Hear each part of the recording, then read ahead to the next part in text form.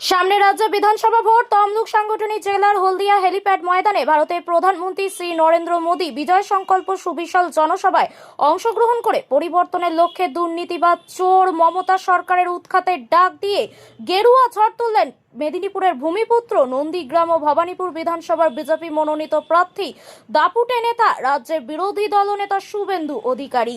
কর্মী সমর্থক থেকে সাধারণ মানুষের ভিড় ছিল চোখে পড়ার মতো। ব্যুরো রিপোর্ট, বাংলার কণ্ঠ।